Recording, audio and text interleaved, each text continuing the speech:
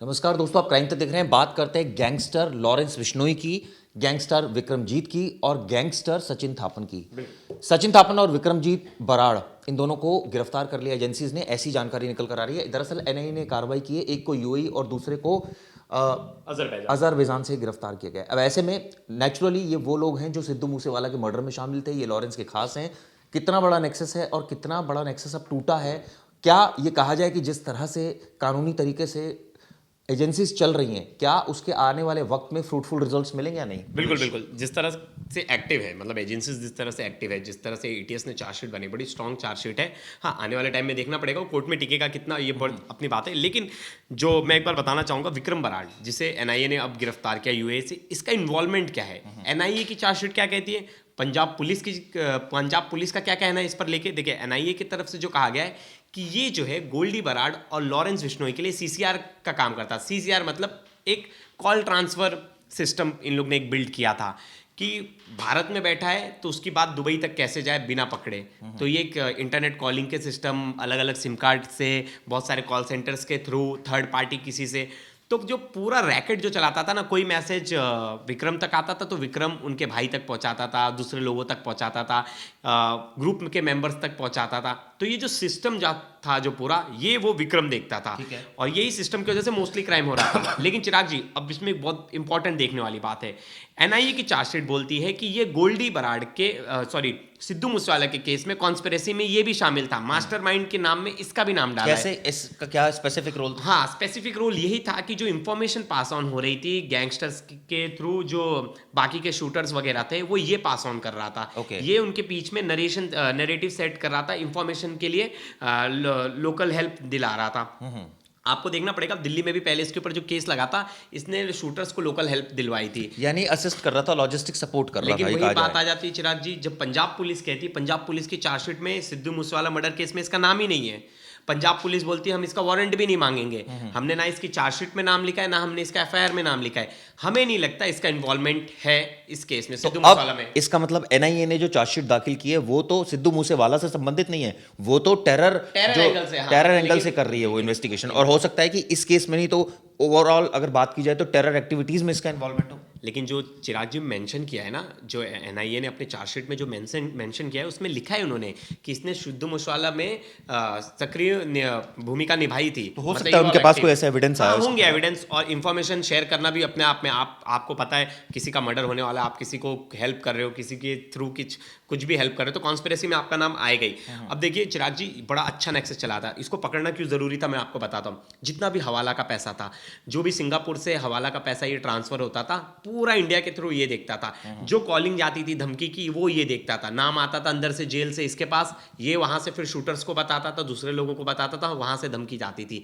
Direct नहीं था, तो पुलिस एजेंसीज को ना पकड़ना बड़ा मुश्किल था, क्योंकि बाहर कोई आदमी बैठा है, इंटरनेट कॉलिंग कर रहा है। चिराग जी, कल को मुझे कोई कॉल आ गया, मैं कहां से तो फिर कैसे इसकी स्पेसिफिक लोकेशन मिली और कैसे अब ये जो एजेंसीज वहां तक पहुंची और ये सारी चीजें हुई? इसके पीछे सब लोग बोल रहे सचिन का हाथ है। क्योंकि ऐसा बताया जा रहा था कि सचिन बहुत पहले से ही अरेस्ट था। सचिन को पुलिस ने, एनआईए ने अरेस्ट करके भारत इसलिए नहीं लाया था, अरेस्ट करके रखा था क्योंकि उससे बहुत सारी इंफॉर्मेशन निकलवा रहे थे। तो धीरे धीरे टिपिंग का काम जो था, मतलब टिपिंग मतलब इंफॉर्मेशन जो थी, वो कहीं ना कहीं सचिन के थ्रू आई, फिर धीरे धीरे इनकी लोकेशन ट्रेस हुई, चीजें पता चली, और तब जाकर ऐसा पकड़ा है। ये इतना इजी नहीं था इसे भी पकड़ना, क्योंकि आप कोई दूसरे जगह जा रहे हो, अगर हर कोई बंदा 5 मिनट में अपना नंबर, अपना लोकेशन से बदल रहा है, तो उसको पकड़ना इतना इजी काम नहीं है। तो सचिन ने कहीं ना कहीं भूमिका निभाई। सचिन, मैं बताना चाहूंगा चिराग जी, इसके ऊपर 11 से ज्यादा मुकदमे हैं विक्रमजीत के ऊपर। विक्रमजीत का ओरिजिनल नाम ही उसके घर वालों ने, ये पहले बताना चाहूंगा, ये जो लॉरेंस बिश्नोई का जो कॉलेज का संगठन था ना, पंजाब के कोई यूनिवर्सिटी में जो संगठन था, उसी में था ये। तो मोस्टली जो लॉरेंस बिश्नोई के साथ जो कॉलेज से जुड़े थे ना उसके संगठन में, वो आधे ज्यादा लोग हैं, और वही टॉप 10 में। और सचिन का क्या एग्जैक्टली वो रिश्तेदार है लॉरेंस का, बस इतना ही है?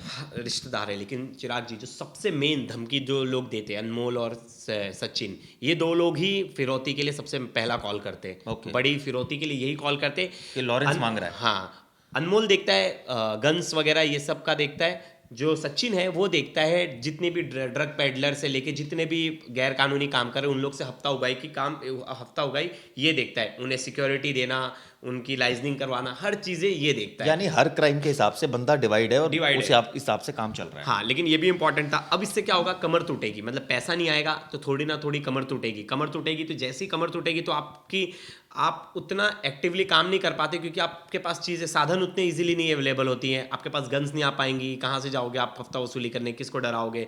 नहीं तो इनके पास 7-7 लाख की एक जिगाना पिस्तल होती थी एक नॉर्मल शूटर के पास इनके। जैसे हाल फिलहाल में हमने अतीक का केस देखा, फिर अब और भी जो 2-3 जो शूट आउट के केस थे, सबके पास हाईटेक्स बंदूक थे।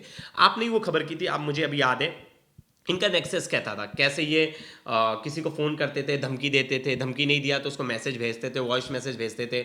तो ये तो दिल्ली में बहुत पहले से चल रहा था, लेकिन सचिन और इन्होंने बाहर बैठ के ऐसा नेक्सस चलाया कि दिल्ली पुलिस को सीधा उन्होंने बोला कि भाई हम तुम्हारे हाथ नहीं आने वाले, तुमको हमारे पीछे बड़ी एजेंसीज लगानी पड़ेगी।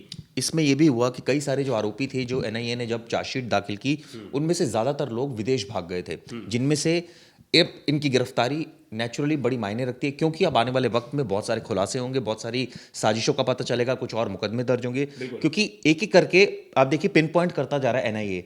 एक एक करके जो तमाम आरोपी हैं उनकी लोकेशंस मिलती जा रही है और उनको अरेस्ट किया जा रहा है। अभी भी मैं आपको बताना चाहूंगा कितने ऐसे आरोपी हैं जो फरार हैं। चिराग जी आप खुद पढ़ के बताइए, हमारे पास चार्जशीट है। देखिए मोस्टली जो मैंने बताया था, जैसे सचिन के ऊपर जो मोस्टली है वो सब आर्म्स के हैं। हाँ। ज़्यादातर जो केसेस हैं वो जो सचिन के ऊपर है वो आर्म्स के केसेस हैं। इसके अलावा जो ज़्यादातर मामले हैं वो हरियाणा के, पंजाब के फजलिका, जो कि पंजाब में है, वहाँ के अबोहर एक डिस्ट्रिक्ट है पंजाब में, वहाँ के भी मामले, यानी कि ये 7। अब बात करते हैं दूसरे जो आरोपी, इसमें अभी कई आरोपी और भी हैं जो पकड़े नहीं गए। विक्रमजीत की पहले मैं बता दूं, इसके खिलाफ भी 10 मुकदमे हैं, जिनमें से ज़्यादातर मामले, एक हरियाणा का मामला है, राजस्थान का भी है, स्पेशल सेल का भी है, फरीदकोट के 4 मामले। इसके अलावा फरीदकोट के भी कई मामले हैं, 4 से 5 मामले हैं। कहने का मतलब ये है कि ये नॉर्थ इंडिया के दोनों ऐसे गैंगस्टर प्लस मिलिटेंट थे जो पुलिस की नाक में जिन्होंने दम किया था। अब मैं आपको बताना चाहूंगा जो इनके पास अभी जो ये नहीं आए हैं, यानी कि कोई जो आरोपी पकड़े नहीं गए, उनके मैं नाम आपको बताना चाहूंगा। सचिन थापन पकड़ा गया, अनमोल बिश्नोई का भी कुछ भी अता पता नहीं है। ऐसा कहा जाता है ऑस्ट्रेलिया में है, ऐसा कहा जाता है यूके में है, कुछ नहीं अभी क्लियर है। चिराग जी गोल्डी बरार इसमें अभी तक नहीं पकड़ा गया है। इसके अलावा जो ये आप देखिए, गोल्डी बरार के खिलाफ जो मुकदमे है, जो एनआईए की चार्जशीट कहती है, वो है करीब करीब 40 मुकदमे। आप सोचिए 40 मुकदमे हैं गोल्डी बरार के खिलाफ। अभी भी लॉरेंस ही है जिसके पास 80 से ज्यादा मुकदमे हैं। हाँ, 29 मुकदमे। एक और इसमें आरोपी है जो नहीं पकड़ा गया है, जिसका नाम है नरेंद्र यादव, नरेश सेठी। नरेश सेठी का भी चिराग जी बड़ा इन्वॉल्वमेंट ना, बड़ा गैंगस्टर में बड़ा वो रहा है। जैसे कि ये जो जितने भी गैंग है, जो हरियाणा के जितने भी गैंग है जो जुड़े हुए हैं बाकी गैंगस्टर से, तो ये गैंगस्टरों का ना गठजोड़ कराता है। मतलब गैंगस्टर्स को गैंगस्टर से किसी की मांडवली करवानी है, जो हमारे मुंबई के लोकल लैंग्वेज में करता है कि किसी का कोई 2 गैंगस्टर्स का आपस में मतभेद चल रहा है तो वो मिलाना है, उनके डिस्प्यूट सॉल्व आउट करने। तो इसने बड़ा इंपॉर्टेंट रोल प्ले किया है। तो ये भी एक गले की फांस बन गया था एजेंसीज के लिए और खुद पुलिस के लिए। ऐसे में अब जब इसकी गिरफ्तारी हुई है इन दोनों की, तो नेचुरली ये एक बड़ा जोल्ट है और एक तरह से एनआईए की बहुत बड़ी कामयाबी है। उम्मीद की जानी चाहिए कि और भी आरोपी इसमें जल्द से जल्द पकड़े जाएंगे। आने वाले टाइम में मैं आपसे पूछना चाहूंगा, देखिए लीगल एस्पेक्ट्स में प्रॉब्लम हो सकती है, क्योंकि देखिए पंजाब पुलिस बोल रही कि इसका कोई लेना देना नहीं, सिद्धू मूसेवाला केस में एटीएस बोल रही कि इसका लेना देना है, तो कहीं इनको कोर्ट से बेनिफिट ना मिल जाए इसका। बात आपकी सही है, लेकिन अगर एनआईए की चार्जशीट कह रही है कि इनका गठजोड़ है, तो नेचुरली उनके पास सबूत रहे होंगे जो वो इस तरह की इशारा कर रही है। अब पंजाब पुलिस किस बेसिस पर कह रही है नहीं है, ये तो ऑब्वियसली आने वाले वक्त में पता लगेगा। लेकिन एनआईए चूंकि बड़ी एजेंसी है, एनआईए ने सिर्फ टारगेट इनका मर्डर केस से जुड़ा हुआ नहीं था, इनके गैंगस्टर का पूरा नेक्सस ध्वस्त करना था, प्लस जो मिलिटेंट का नेक्सस था उसका पता लगाना था। और आप देखिए इन्होंने जो एनआईए ने चार्जशीट दाखिल की उसमें साफ साफ कहा है कि जो गैंगस्टर हैं अब वो मिलिटेंट के ग्रुप्स में शामिल हो गए हैं, मिलिटेंट्स उनको सपोर्ट कर रहे हैं, आईएसआई उनको सपोर्ट कर रही है, ये एक दूसरे से जुड़ गए हैं, चाहे वो दिल्ली का गैंग हो, चाहे हरियाणा का गैंग हो,